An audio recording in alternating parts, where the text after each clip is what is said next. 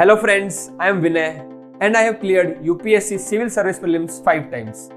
Civil service की अगर बात करें तो ये हमारी कंट्री की मोस्ट प्रेस्टिजियस सर्विस है जिसके लिए बेस्ट टैलेंट पूल compete करता है और इसमें सिलेक्शन होने के लिए आपके पास भी कॉम्पिटिटिव एज होनी चाहिए जो कि आएगी प्रॉपर स्ट्रेटेजी से और राइट फ्रेम ऑफ माइंड से।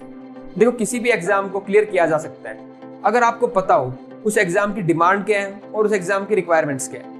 ये बात यूपीएससी सिविल सर्विस के लिए भी एप्लीकेबल है। सिविल सर्विस एग्जाम की डिमांड जानने के लिए सबसे पहले आपको इसका सिलेबस देखना होगा, प्रीलिम्स और मेंस दोनों का, और ना केवल सिलेबस आपको देखना है बल्कि उसे याद भी करना है। उसके बाद जो प्रीवियस ईयर क्वेश्चंस हैं प्रीलिम्स के और मेंस के, इसे आपको ढंग से एनालाइज करना है। ये अगर आप कर लोगे तो आपको पता चल जाएगा कि क्या मटेरियल आपको छोड़ना है और क्या पढ़ना है, क्योंकि जो टॉपिक्स है सिविल सर्विस जो सिलेबस है उसके अंदर वो काफी वाइड है और जो मार्केट में मटेरियल अवेलेबल है बोथ ऑनलाइन एंड ऑफलाइन वो भी काफी ज्यादा है। तो आपको रेलिवेंट मटेरियल चूज करने के लिए सिलेबस याद होना चाहिए और प्रीवियस ईयर जो क्वेश्चन है उनका एनालिसिस पता होना चाहिए। इसके बाद आपके पास एक स्टडी प्लान होना चाहिए ताकि आप अपना ज्यादा से ज्यादा टाइम पढ़ाई को दे पाओ। और उसके बाद जब आपका स्टडी प्लान है तो उसका आपका एक और फायदा होगा कि आपको पता होगा कि सब्जेक्ट को कितना टाइम देना है according to the relative importance of that subject according to the marks. अब आपने देख लिया कि आपको कब पढ़ना है और क्या पढ़ना है। अब मैं आपको बताता हूँ कि कैसे पढ़ना है। देखो, इसके लिए एक जनरल सा रूल है जो आपने ऑब्जर्व भी किया होगा। कोई भी आप एग्जाम उठाओ, ठीक है, उसका अगर आप सिलेबस देखोगे तो उसके अंदर 40 से 50% जो टॉपिक्स होते हैं ना सिलेबस के, उसके अंदर से 70 से 80% क्वेश्चंस आते हैं।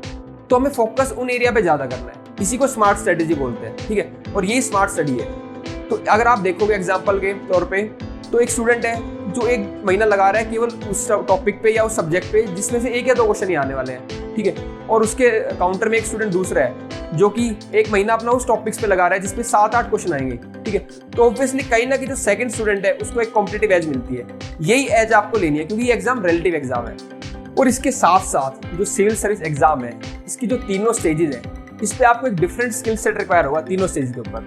जैसे प्रीलिम्स में आपको चूज करना होगा डिफरेंट ऑप्शंस के अंदर एलिमिनेशन टेक्निक यूज करके या बाकी जो टूल्स है उसके थ्रू। उसके बाद मेंस में आपको क्वेश्चन को समझना होगा कि ये क्वेश्चन क्या डिमांड कर रहा है और आपको क्या आंसर करना है। और पर्सनल टेस्ट में आपको अपने व्यूज को आर्टिकुलेट करना है प्रॉपर तरीके से। जो तीनों स्टेजेस हैं उन पे तीनों स्टेज पे डिफरेंट स्किल सेट रिक्वायर है और इनके जो मेथड्स है प्रैक्टिस के वो भी डिफरेंट है।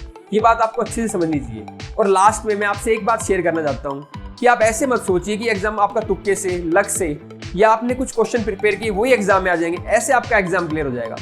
आपको इस एग्जाम को क्लियर करने के लिए डेडिकेशन शो करनी पड़ेगी, फोकस्ड अप्रोच होनी चाहिए आपकी, और आपको अपनी दोनों फैकल्टीज पे एटीट्यूड और एप्टीट्यूड पे काम करना पड़ेगा। तो ठीक है फ्रेंड्स, ये एक ब्रीफ अप्रोच थी कैसे आपको सिविल सर्विस एग्जाम को क्लियर करना है। All the best.